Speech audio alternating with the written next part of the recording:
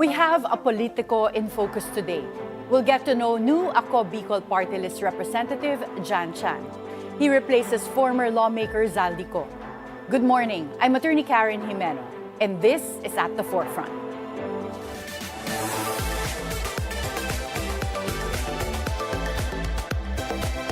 Ako Bicol Party List Representative Jan Chan steps into Congress at a critical time, not just for Bicolanos, but for the credibility of party list representation itself. He assumed the post after the resignation of former Ako Bicol Party List Representative Zaldy Co, whose name has been linked to the controversial flood control projects now under investigation. What reforms will he push? How does he navigate questions about his predecessor? And how does he restore public trust in a time of deep political scrutiny? Here to answer these questions and to tell us about the direction of his party list is Congressman Jan France Chan. Good morning, Congressman Jan. Welcome to the program. Good morning, Attorney Karen, and to our viewers, good morning. It's so great to see you again. Yes, I know.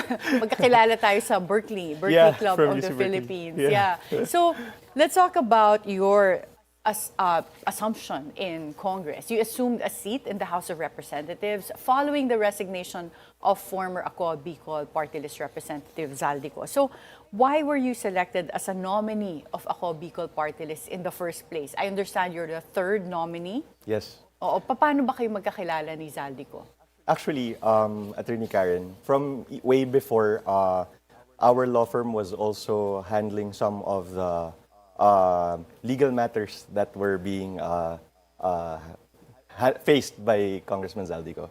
But it's more of his previous corporate matters, yung mga ganun po.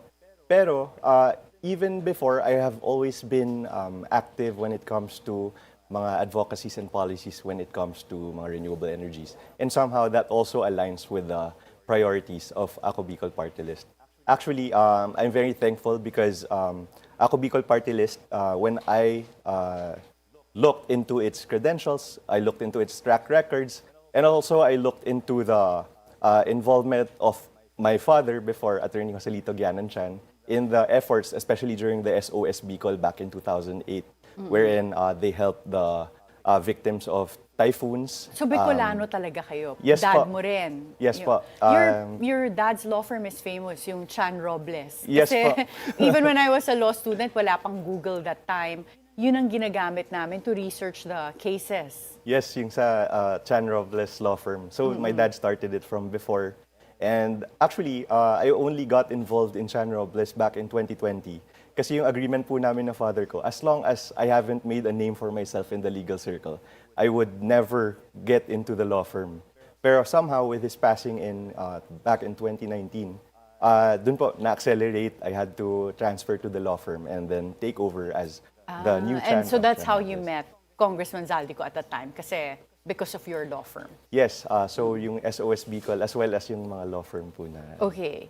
And you see, Zaldy Co used to occupy a very powerful position in Congress, which was the chairman of the Appropriations Committee. Now that you're representing the party list in the House of Representatives, ano yung position that you occupy now? Right now, since I only took my oath back in January 26, 2026, I was recently given committee memberships, so I'm now the vice chair of the Committee on Basic Education and Culture. But I'm also a member of other committees such as Labor, because also from a personal standpoint, labor has always been an interest of mine. My thesis back in law school focused on management prerogatives and how it affects employees and how employees are not given very concrete or more of a black and white view of what their rights are, what they are entitled to. So isa po yun sa mga advocacies ko also, labor rights and workers, yung mga workers' benefits and rights. Pareho pala tayo. Yung thesis ko rin nung law labor school was also related to labor. Yeah. Oo. So interesting. And I'm sure pagka nasa Congress ka, hindi may iwasan na tatanong ka kung nasan si Zaldy Co. So now that there are warrants of arrest that were issued against Zaldy Co and meron ding efforts to get Interpol notices, Are you still in touch with Zaldy Co? Do you know his whereabouts? No, actually, I prefer not knowing, and I also have not been in contact with him. I think the last conversation I've had with Congressman Zaldy Co was early 2025. So that was way before. Of course, we had to do campaigns. So that's where I was able to talk to Congressman Zaldy Co. But after the controversy, I haven't been in contact. I haven't been in touch with Congressman Zaldy Co. So nung lumabas itong mga alleged 18 ex-Marines and they had that press conference saying they used to work also with Zaldy Co, meron ka bang na-recognize among any of them? Wala. Wala? Actually, wala. Actually, may nakakatawang instance nga before Attorney Karen. Kasi I was walking in BGC before. Tapos, may mga random group of guys who approached me. Tapos parang, sino yung mga to? Apparently, they were part of yung security. Pero but they I recognize wasn't- you. Siguro pag nakikipag-meeting I think it's because of the dati, campaign ikaw. and Oo. ano. Pero, Yeah. pero out of the 18, I don't recognize any of them, honestly. Yeah. Well, since nadadawit yung someone that is part of your party list or used to be part of your party list, do you think that either Senate or the Ombudsman should look into the allegations of these 18 men? Opo, Attorney Karen. Actually, even before, since meron po tayong mga lawyer, may legal training tayo, legal background, I've always been a believer, and it's a principle of mine, na we always have to look at the evidence, we have to look at allegations, because when there are allegations, we cannot take it at face value na tama na siya or hindi. As lawyers, we're trained na we should look at the evidence. Based on the evidence, we should weigh which one should be believed, may burden of proving, which one is telling the truth. And for me, since we are a democratic, we have a democratic government, we believe in due process, and I actually believe in the legal maxim, yung fiat justitia, ruat caelum, which means let justice be done, though heavens fall. It's because we have a certain set of laws, rules, regulations set in place, especially in order for us to have an organized society. And for me, if there should be an investigation and there should be evidence presented, then yes, I support that a fair opportunity be given to all sides to present So it. kung merong allegations na ganito, dapat tignan din kung Yes. totoo or hindi. In order to be fair to not just Congressman Zaldy Co, but also to the ones who are alleging. Yeah, oo, yung mga na-name din. No? Apo. And I like what you are repeated here, that legal maxim that let justice be done, though heavens fall. Yeah. Okay, so aside from being a lawyer, what other types of credentials do you have that would make you very effective in Congress? Yun po, tulad na banggit natin kanina, Attorney Karen, yung I had further education in UC Berkeley. So I pursued a Master of Laws in UC Berkeley, specifically and specializing on energy and clean technology. So it's always been a passion and advocacy of mine to promote renewable energy, to help bring down the cost of electricity in the Philippines. Also, in order for all the provinces, all the localities in Bicol to have access to clean energy and to have access to the least cost energy. Kasi coming from Rapu-Rapu, Albay, which is around 4 hours Roro na ride from Legazpi City, nung bata ako, may times na pag kuyari 8 p.m. pa lang, nag-ano na kami, nagsisindi na kami ng kandila. Oh my gosh, ganun. pinagdaanan ko yan, lalo noong 1990. So, Yes, kailangan noong namin 1990. matapos yung mga assignment ko sa school Apo. before a certain time, mga before Di ba 7, po? bago. Kasi nga, pagka nag-brown out, Wala na, kakandila tapos na na kami. po. Oo. Opo. Yeah, so Opo. pinagdaanan mo din pala. You grew up talaga in Albay. No, I grew up in Quezon City, but also, but my father made sure na we stayed connected to our roots. So, So you would go home yes, to Albay. every year, siguro mga twice, thrice a year. Para, kasi marami po kaming relatives doon, yung lola ko, tsaka yung lolo ko, doon pa po sila before. So now this whole issue on bringing down the cost of electricity and switching to renewable becomes even more relevant with what's going on with the US Israel-Iran Oh, yes. conflict. So may naiisip ka bang mga hakbang na pwede niyong gawin sa Congress to really speed up our transition to renewable energy? Apo. Actually, when it comes to speeding up the transition to renewable energy, I've always been an advocate of renewable energy, but I've always been a supporter of the principle that there should be just transition. So I admire and I actually believe that the efforts of the Congress when it comes to promoting renewable energy, so may incentivization, I think there should be a review of the EPIRA law, especially when it comes to cross ownership provisions. Kasi yun yung mga usually nakikita nating mga basis why our energy industry is not advancing, especially yung mga aspects on yung transmission, yung mga iba-ibang mga sectors of energy. But at the same time, going back to the principle of just transition, we also have to be wary of the people who will be affected by a very expeditious or speedy transition to energy. Because the reality is that ideally, we have 100% renewable energy. Pero hindi naman po pwede yun eh. Yes, Diba? You opo. need a base load that's also Oh yes, opo, the base reliable. load. Opo. So are you considering yung granting the President emergency powers or anything equivalent to remove the excise taxes? Sana pati VAT, Fuel po. tanggalin muna. Oo, sa fuel. Opo. Actually, given the situation worldwide, not just in the Philippines, I think it would be something that would be smart to consider, especially since meron po tayong mga nakikitang projections lately kung magkano yung magiging fuel in the next few weeks. Yeah. And medyo, I'm sure, most, if not all, would be affected by the sudden surge in the prices. So, if ever that's necessary, then I believe that he should be granted. Okay, emergency well, powers. listening to you now, you have a good track record as a lawyer and then even having a degree from the United States. So, nandyan yung competence. Pero anong challenges do you face when you're trying to perform your role in Congress or even your party list with the association with Zaldy Co, given the controversies? Apo. So, before you answer that question, we'll have to take a short break. At the forefront, we'll be right back.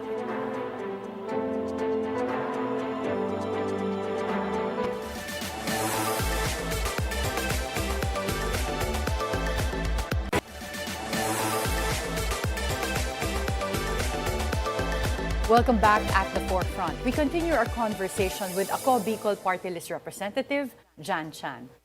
Congressman Jan, so when you took on the role that Zaldy Co used to occupy as party list representative, what challenges did you face in terms of carrying out your role in the House of Representatives? Balita ko nga lagi ka natatanong na nasa na si Zaldy Co. Oh, yes. So you're kind of like operating from that shadow. But looking at your credentials, you're a lawyer, so marami ka ring nagawa. So how do you manage that challenge and what other obstacles do you encounter? Apo. Attorney Karen, actually, to be honest, and it would be very unrealistic to say na hindi affected po yung party list and yung representation when it comes to Congress. Because controversies, especially when it hits a party list na meron po tayong succession na measures, for example, yun nga, in our case, Congressman Zaldy Co resigned from the party list, there is always a difficult transition when a new nominee has to take the seat. And of course, with the controversy, because sometimes perception travels faster than facts. So it's a reality. So even within Congress, of course, there is still a perception na the party list is involved in the controversy. Pero for me kasi, I'm glad na the leadership of Congress has been very welcoming po. Si Speaker Boji D. Yes, Speaker Boji D, naging welcoming sila when it comes to me, for example, getting memberships in committees which I actually like very much.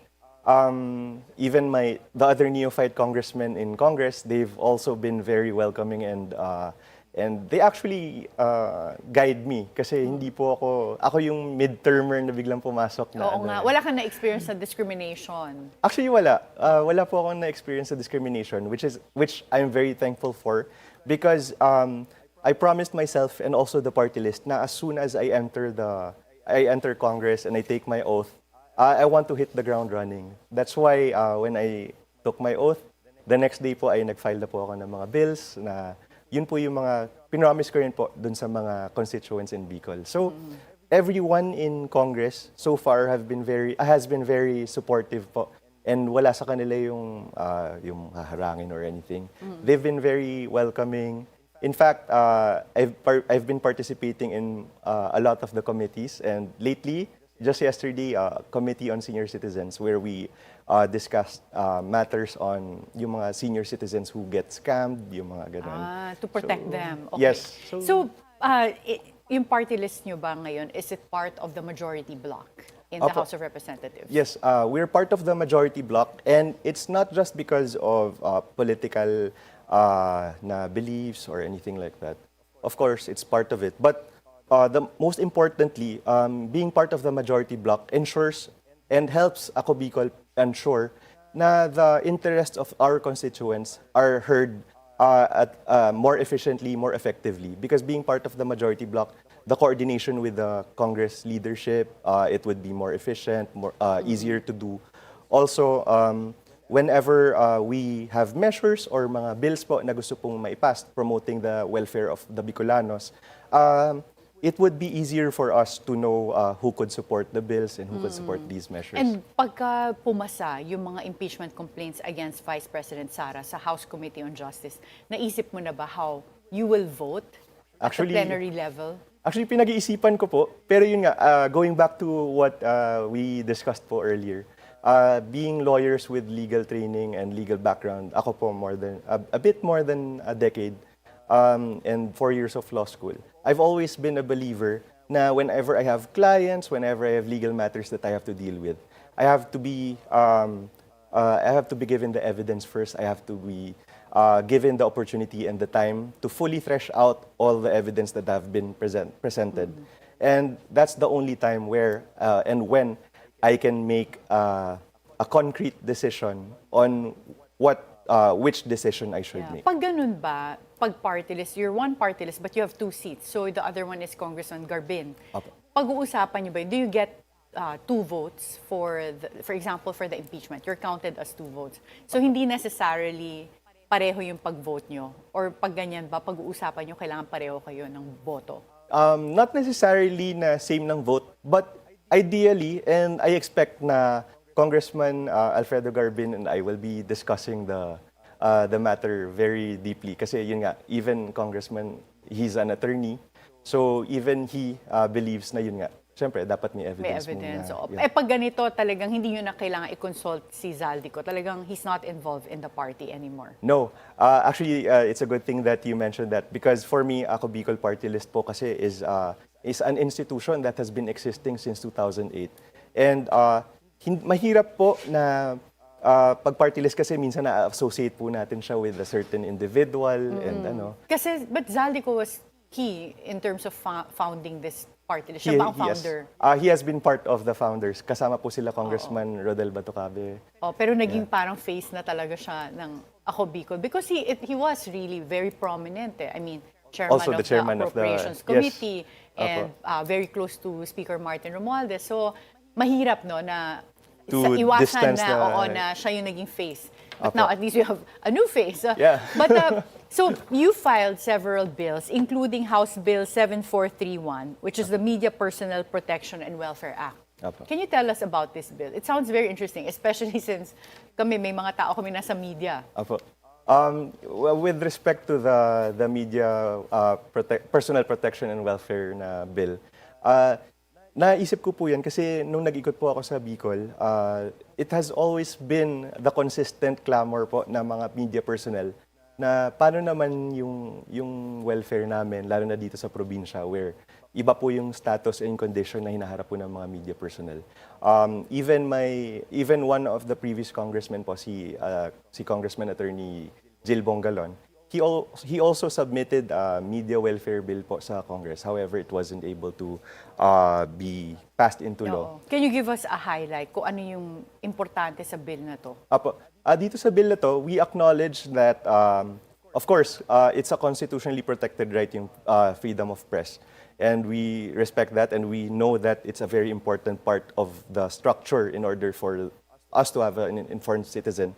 But for me, in order to fully realize the press freedoms granted by the Constitution, dapat din po i-ensure natin na the structure itself in the Philippines allow for the media personnel, allow for the media companies to have that environment wherein they are able to fully exercise their journalistic na freedom.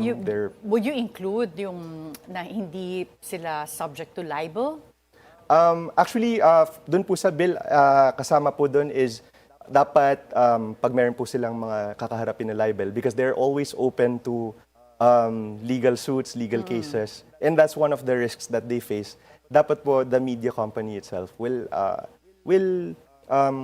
shoulder the... Oo, parang may subsidiary liability or parang Yes, oo, or primary liability. Opo, na Ganon. hindi parang, okay, problema mo yan, iwan na kita sa Oo, okay, interesting. Sige, we'll get more updates from you as this bill is refined further. Opo. And yung party list, this is something that a lot of people are also calling for reforms.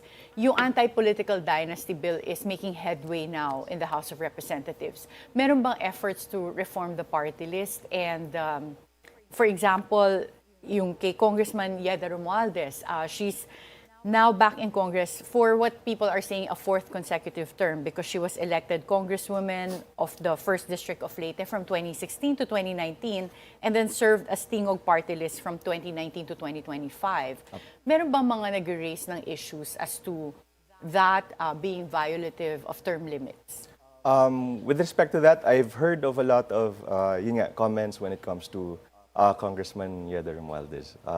Yun nga po, yung nabanggit niyo na for terms. However, I don't think there has ever been a fully threshed out naman na discussion when it comes to that. Oo. But to reform the party list so that it won't violate yung political dynasties then. I mean, like, parang backdoor siya for political dynasties. Like, because, kaya ako na-bring up yung kay Congressman Yeda kasi she's there as a Tingog Party List representative and the son, Andrew, is also Tingog Party List representative. And then you have Martin, Congressman Martin Romualdez, who's district representative. So parang it's really in your face na kung pinag-uusapan natin political dynasty, ayan, isang pamilya sabay-sabay, di ba? So ano ang pinag-uusapan at least sa level ng House of Representatives na importanteng reform when it comes to party list? Yes. Yun nga po. Good thing that you mentioned that, attorney. Kasi we've seen the intention of the framers of the 1987 Constitution when it comes to party lists is that the underrepresented and the minority should be represented in Congress as well. So they have a voice in Congress. However, in the previous years, we've seen instances when party lists have been co-opted by political dynasties. And of course, that is a big problem po that should be part of the reform when it comes to political party lists. Because the intention of the Constitution is there. However, yun nga po, nahanapan ng way na ma-co-op, na may iba pong mga, parang backdoor nga po, tulad din sabi nyo. So, it should, for me, honestly, I think the party list system should be reviewed, and we should make the necessary revisions in order to ensure that the true intent of the Constitution comes out. So palagay mo mapapag-usapan din ang party list reform? Yes po, meron pong usapin na tungkol dun sa party list reform. Okay, and lastly, what is your long-term vision for Ako Bicol party list and how do you plan to strengthen the party's credibility after the recent controversies? Apo. For Ako Bicol Party List, I've always been supportive po of its approach when it comes to its constituents. Kasi I always proudly say that Ako Bicol Party List is one of the few party lists that is always present when it comes to their constituents. Lagi po silang nakikita on the ground, not because it's election season or anything like that. So that is one thing that I want to continue po as with Ako Bicol in mind as an institution. But of course, dun po sa what I envision Ako Bicol Party List to be, I want to bring in my expertise po when it comes to policy making. Mention ko lang po na meron akong mga experience also when it comes to the consultancies, policy making with USAID, with United Nations. Oo. Yes po. With United Nations as well? Yes okay, po, and WWF. So, yung point of view of different people coming together in the party list, giving Bicolanos an opportunity. And an opportunity to shape the region and to be the voice of their fellow Bicolanos in Congress. And I believe, hindi naman po sa pagbubuhat, I believe na with my oath and with my entry into Congress, I think it should show my fellow Bicolanos na if you have a goal of representing your fellow Bicolanos and you build yourself up, your credentials, it is possible that you also be one of the representatives in the future who can bring out our issues, the regional concerns, and bring solutions to the region. So you're opening up Ako Bicol party list to anyone from Bicol that has an intention to uplift yung mga Bicolanos. Yes, and I hope I serve as one of the examples. Well, again, it's nice to get to know the new face of Ako Bicol party list. Thank you. Thank you so much, Congressman Jan Chan. Salamat po. The transition of leadership in any public office comes with both opportunity and responsibility. For Congressman Jan Chan, the path forward will require clarity, transparency, and measurable results. As investigations continue and reforms are debated, what ultimately matters is whether public service delivers public good. Be informed, be insightful of the news. I'm Attorney Karen Jimeno. Always stay at the forefront.